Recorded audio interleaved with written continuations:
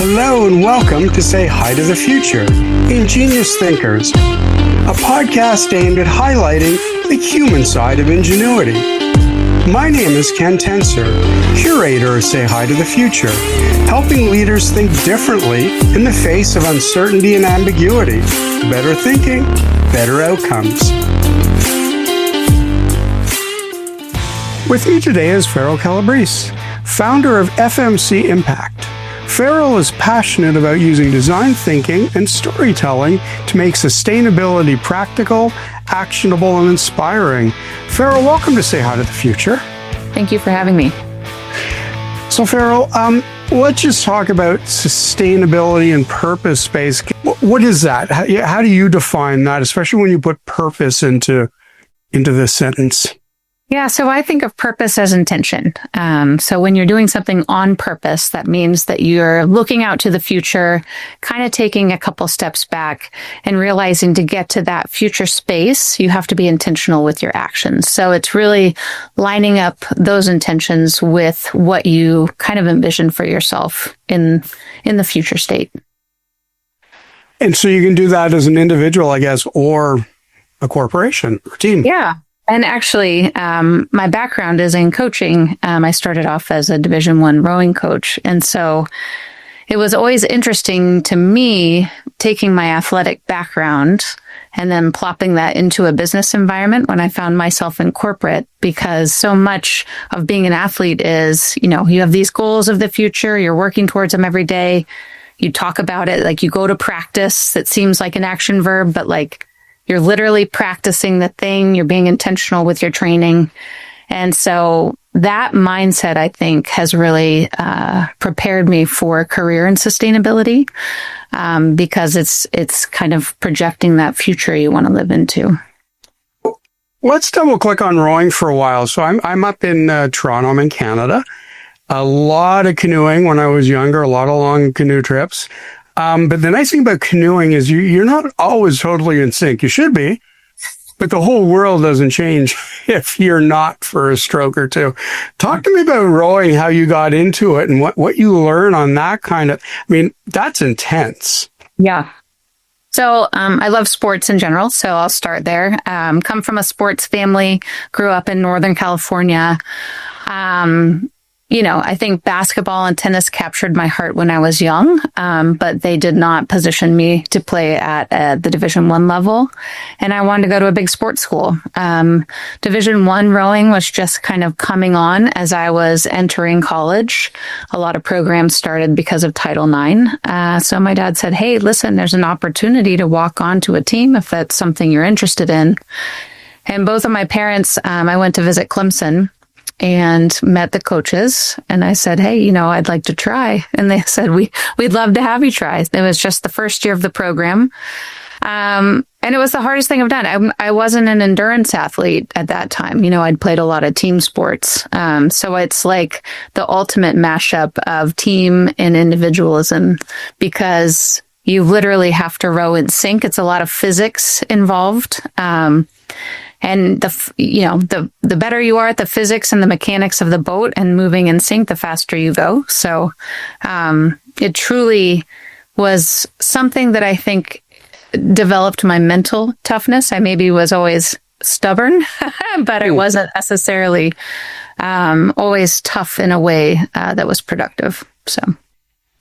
And what did you row? So I rowed all the boats actually. So at the collegiate level, the championship boat is the 8+. So I was in the varsity 8. But we also rowed fours, pairs, doubles. So a pair would be, when you have one oar out on each side, doubles are when you have two. So we learned all the mechanics of the boats. That's incredible. Yeah. Yeah. That must have been a little bit painful if you weren't an endurance athlete. Even if you are, I can imagine it would be, but. Well, and even I almost, coming from Northern California to the South, I went to Clemson and I hadn't experienced humidity before. So those early training days where you're outside running and really trying to get cardio fit, it felt like I was just in a steam shower. But now I thrive in it. Now I don't mind the humidity and the dryness bothers me. So. This isn't quite as south. Well, I'm trying to think of where Clemson is relative to Savannah, but I went to visit one of my business partners when he was working in Savannah at SCAD, the Savannah College of Art and Design, and I swear, I mean, walking 10 feet outside was endurance. Yeah. It was so hot. It was just like, it felt like it was raining, but it was sunny. So rowing must have been quite the thing. Yeah. No, it was a special time, and it was a great time in Clemson. So how do you go from that to sustainability? You know, my career's zigged and zagged, I've said. I didn't start off there, obviously. I started off as a Division I rowing coach. So the day I graduated, I moved into an assistant coaching role, one of the youngest coaches in the ACC at that time, and developed kind of that coaching practice at a very young age, understood some lessons in leadership. So got to be trained in coaching and leadership at that time.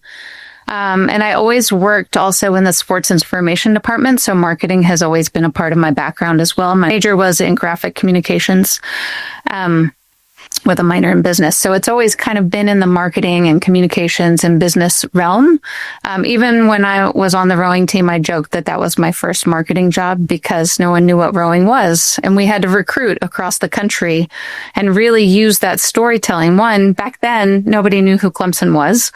And two, nobody knew the sport of rowing. And so those that did know the sport of rowing, you know, I'd call girls out in the state of Washington that maybe rowed in high school, and they hadn't heard of Clemson. So I had to tell the story of Clemson. And then vice versa, I went recruiting the top athletes across South Carolina. And they'd for sure heard of Clemson, but they'd never heard of the sport of rowing. And so, so I joke that my positioning, my marketing started there. I also met my now husband in Clemson. He was the assistant soccer coach at the time and is now a head coach for the University of Central Florida. So, you know, two coaches in one house, that was too tough. So I did pursue my marketing. I worked for the marketing director at Clemson, really learned what it took to rebrand something at that time. That was the first time. I was so young, but Clemson had a clear vision at that time to be, you know, a top 20 public institution. And our goal was to help drive that. So I got to work I kind of worked behind the scenes. I really witnessed more than I worked, I would say. Very great experience young in my career to understand that branding is really mostly about change management. And organizational change, and how do you roll that out? As a creative background, I was like, oh, logos and colors, you know, these things, but those are so well established for some brands. And so a lot of it ends up being more the development of the culture and what do you want the culture to be. And then my husband got his first head coaching job at East Tennessee State. So we moved to East Tennessee, and I joined Eastman there and started my career there in marketing communications. But that was my first role in big business. Got to witness my second rebrand of a big, you know, this time a multinational company, billion-dollar company. And again, that was the same witness. We weren't changing logos and colors. It was much more about who do we want to be in the future and how do we roll that back? How do we communicate that to, you know, thousands of employees across the world? How do we start lining up our actions to match those intentions? And then I would deliver a lot of that through our product communications. But again, it was kind of that witnessing of setting a vision, you know, rolling it back. How do you communicate it clearly? How do you start to live with integrity, right? You have to match words and actions together. Your brand doesn't hold up very well, and kind of progress forward. And those roles led me, you know, I worked for Eastman for 17 years. So within the corporation, I got to zig and zag. I led an initiative called the Eastman Innovation Lab, which was an amazing mashup, truly, of engaging the industrial design community, helping them understand the material science world and have some intention around what you make things out of and how you make them.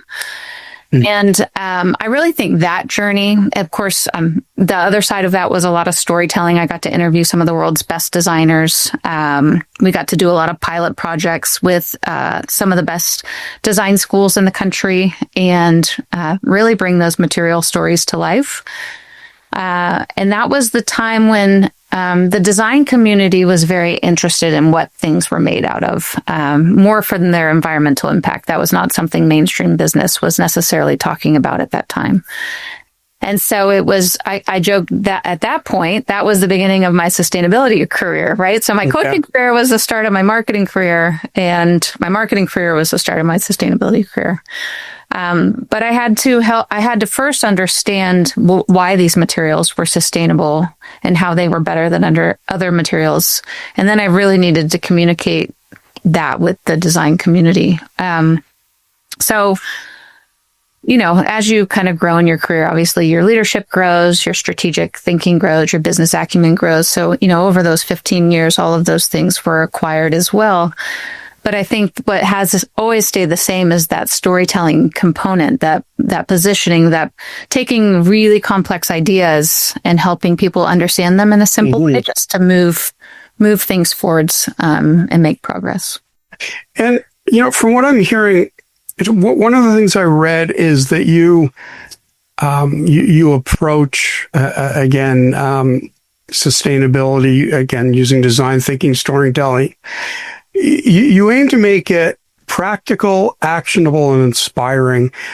Those are three words that, I've been an entrepreneur a long time, built a mid-sized business at a time where sustainability was just starting in the sense of how people think about it today or aim for it today.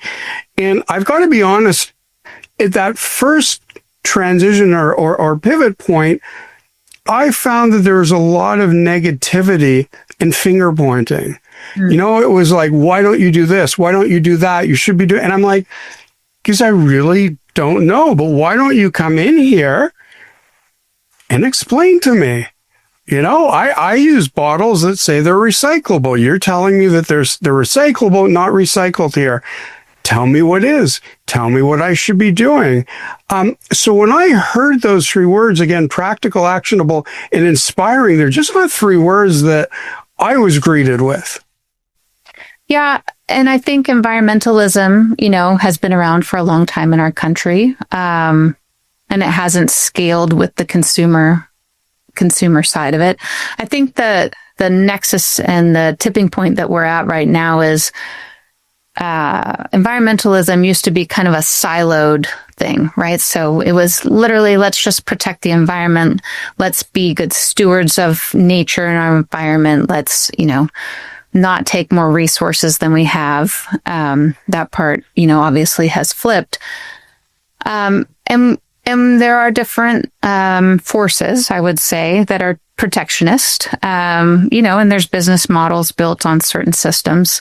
But when you think about it from a systems perspective, human health does actually depend on us taking care of our environment. And that can be at multiple levels, right? So for me, I think they are practical. And again, I think it is building that vision out into the future. Like, what world do you want to live in? What world do you want your children to live in? If you don't have children, you probably have loved ones with children, or hopefully you appreciate the next generation in some capacity, right? But there was a quote that I heard from an indigenous culture. I'm not sure where it came from specifically. And it changed my mindset. And it was really, we don't inherit the earth from our ancestors. We borrow it from our future generations. Mm-hmm. And that flips everything. Right now we do consume more than we give back. So when you think about sustainability, it takes on these business contexts, right? But if you boil down just the word to its essence, it's just, you kind of go back to fourth grade. It's like our ecosystem, and it has to kind of work, right? And right now it's out of balance.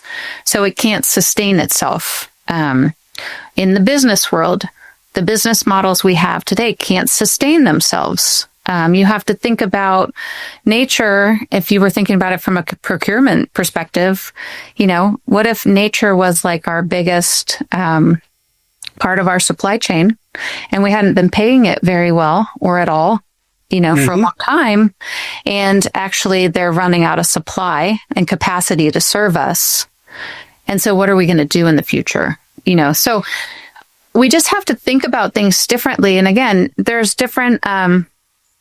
a lot of science involved. It's very complex. There's a lot of business economics involved. That's also very complex. They're all built on models.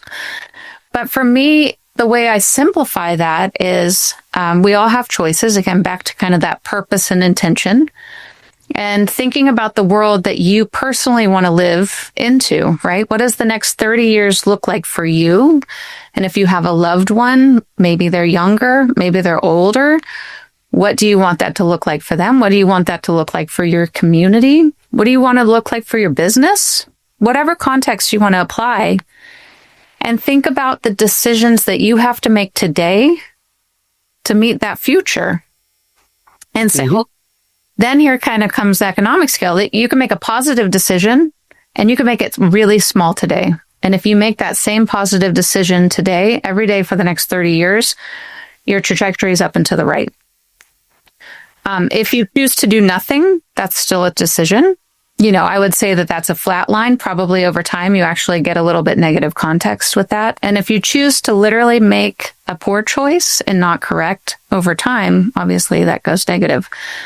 So I think, and no one's perfect. So, you're going to make a good choice one day. You're going to not care one day because you're tired or whatever. You're going to make a bad choice. If the bulk of your decisions and that intention really sits up and to the right, you'll come closer to meeting that target. I think from the scientific community and the environmental community, global warming is upon us. We feel it. We go outside. We can see the temperature rise. We can see the climate changing in our weather patterns and how that affects us on a human level. We can see what not taking care of our soil and our land does to our food. We don't have the nutrition available in our food today that we had 30 to 50 years ago. We don't have clean water to drink. We don't have clean air to breathe.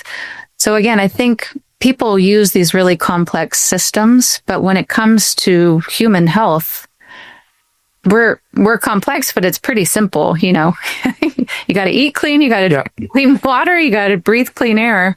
You got to get your sleep. So that's kind of how I think about that. So I'm speaking with Farrell Calabrese today, founder of FMC Impact.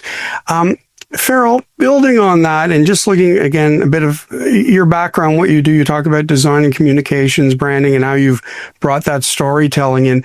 You're also part of is it the Circular Design Council?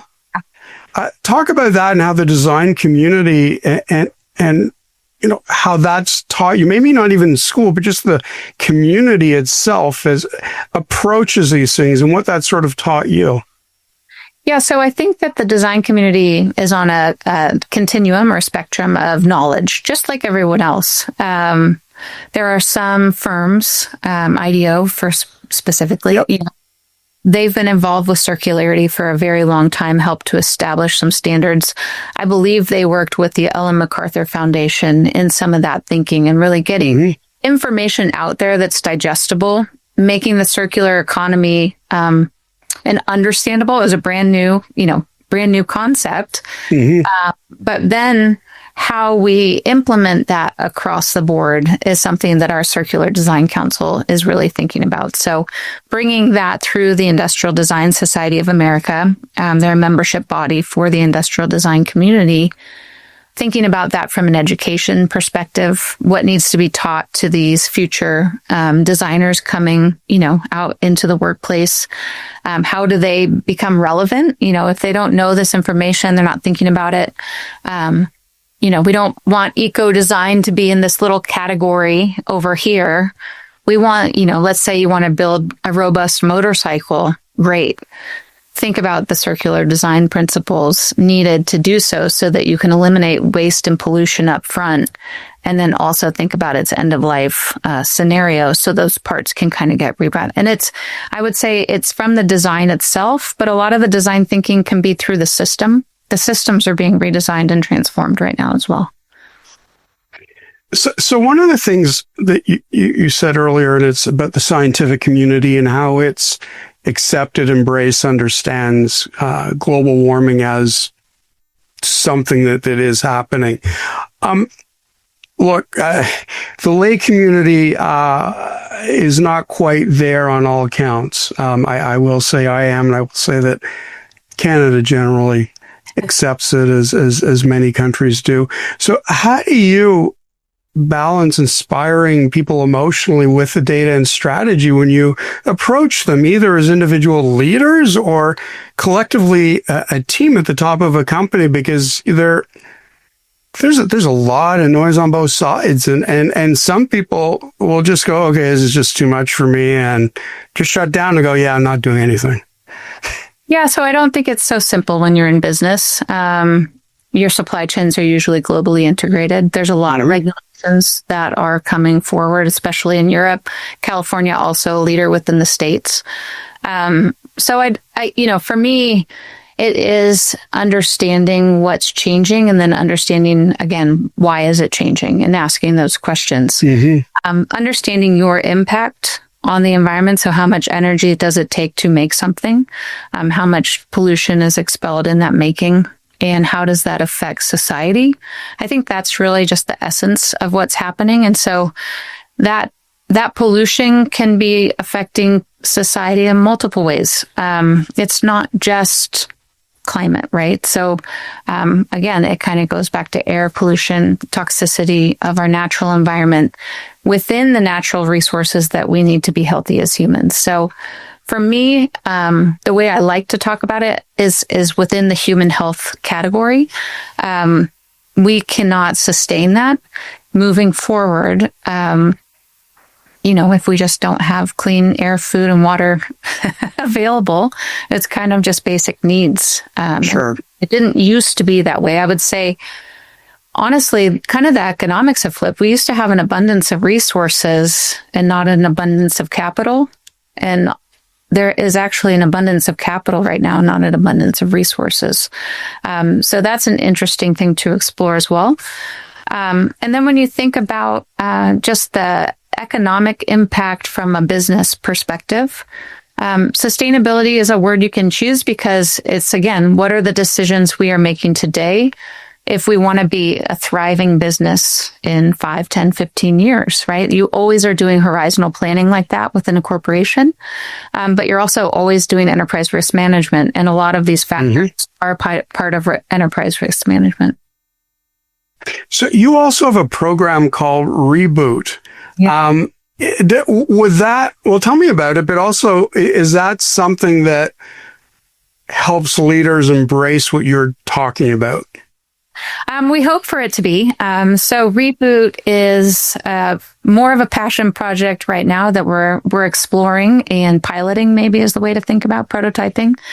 But after working in sustainability for over 10 years, the methodology that we use to create, what someone might call an ESG strategy, so the environmental, social impacts of your business, and then how you govern those, you can apply those to self, and right now, across the workplace, I wouldn't just say in impact leadership positions, the amount of burnout is high. The pace of change is high, it's rapid. The multi-solving is exhausting, right? Every new day we have a new piece of information that's being added to our plate that maybe we did not have in our horizontal plan, right? So to shift how you do business so quickly and then also bring thousands of people along within a corporation is exhausting. And so one of the things, again, back to intention and kind of, I'm a true believer. If you know your purpose and your core values, you'll always have some sort of calm within the chaos because that's the truth of who you are, either as an organization or as a person. And you're always going to have externalities, whether you're an individual or a corporation. And if you're constantly chasing those externalities instead of focusing on your values and why you're there in the first place, it's exhausting. And I think that's what we're seeing in business right now. I think that's why there's a tremendous level of burnout. A lot of people have purpose statements, obviously, in business. They're mostly a laminated piece of paper on the wall. I would love for those to become a lived experience within the organization. So the way that we built ESG strategies for corporations, we're applying that to self and really looking at individual purpose and values. Some people have done that work. Some people haven't looked at it in a while. So just a retouch into that, the seasons of life change. Sometimes what you're into kind of changes with it. It explores the most important relationships you need in life, very similarly as kind of like the stakeholder relationships you need as a business. It explores a factor of what's most important to you. So in business, you would say what's most material to you. And that can be across different spectrums, right? It could be financial. It could be within your environment, built or natural. It could be, what you do at work. So we explore some of those different factors, and then we build out a horizontal plan, just like you would in business. And, I think it's James Clear talks about it as habit stacking. So kind of like what's the first thing you're going to do in the first quarter that you're going to commit to, and then do it until it's who you are, and then pick something new and then stack that on top, right? And keep going. So that's kind of that up and to the right intentional moment. It's how do you build that vision for yourself of who you want to be, and then just some intentionality around what does your life look like today, and what do you want it to look like, and how are you going to build it and be intentional to get there. Farrell, it's amazing how quickly time goes when it's only 30 minutes. Yeah. So let me just move to what I'll call my final question. I do have a bonus question after, if you're okay with that. So you talked about your career and your fluidity through it, from rowing, coaching, and what you've learned and building on it. But we usually have one sort of defining moment or turning point, if you will, where we go, okay, this is me. This is what I was supposed to be. Or we talked about purpose. This is your purpose. Is there one that comes to mind for you and for this, this road down what you're doing around sustainability? I think that's a great question. So I've always been, labeled as a creative and an athlete, which haven't always been those two things don't always necessarily go together. Though I do think you see more athletes enter into the creative realm. For me, it's how do I continue to express my creativity, but through the purpose. And my purpose, I believe, is really igniting the potential in individuals and organizations. So I fundamentally believe that all humans have untapped potential. You can continue growing to the day you die if that's something that you want to do. And so that means with that intention, you can put a future out there for yourself and live into it. Same as an organization.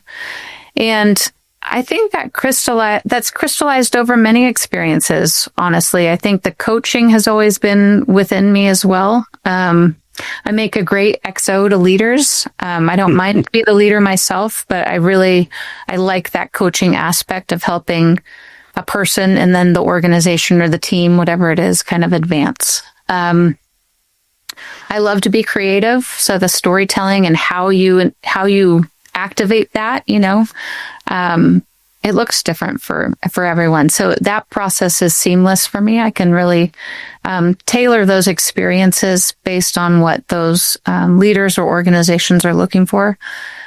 And I don't feel boxed in that way. I almost feel like the boxed in is where I find my fear. Right. So yeah, it's interesting. I went through a program called 10 Women Strong. It was a leadership program, and really examined purpose, values, kind of came up with those purpose statements. And a lot, you can go through lots of different things, but I've been a student of leadership, so I love to learn what makes either good people or good organizations great. I listened to a podcast called Finding Mastery with Michael Gervais, and just the sheer amount of, hours that I've taken in while I go for a long walk and listen to these things, and the dots really kind of present themselves. So no, I don't know that I have one defining moment. I think it's the openness. Maybe it's the opposite. Maybe some people say, oh, I'm going to do this, which is, kind of specific. And maybe I've just been open to the flow of where I'm finding my energy and following it, and the opportunities that present themselves. So perhaps it's the opposite. Okay. So bonus question. We'll see if you're okay with this one.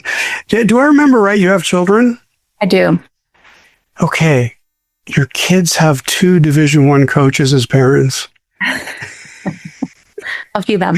What coaching style do you approach parenting with? Oh, that's a great question. I think we're really conscious of the fact that we have been high-level coaches, and Scott continues to be, especially within our community. All of our kids' friends know that he's a coach, and the university's a big deal in town. So I think that we approach our parenting style as fair, but with very high standards. We try to do a good job of communicating those expectations out front and helping our kids live into them. Maybe pointing out when the effort or the attitude wasn't 100%. Keeping it crisp, though. I think the effort and the attitude is definitely, we focus a lot on that. Because if you can control those 2 things, you can get pretty far in what you're interested in. But we also, we love to watch them explore what they're interested in. Just because we're interested in sports, I mean, they all do play sports, but they're interested in lots of things. They're artists. My son's picked up an instrument this year in middle school, which has been really fun to watch him be kind of thrilled through that learning experience. And maybe the thing that we hope, the most is, in sport and in anything, business too, a lot of the outcomes are what are focused on. And even the way we teach our kids this, through our education system today, it's very outcome focused.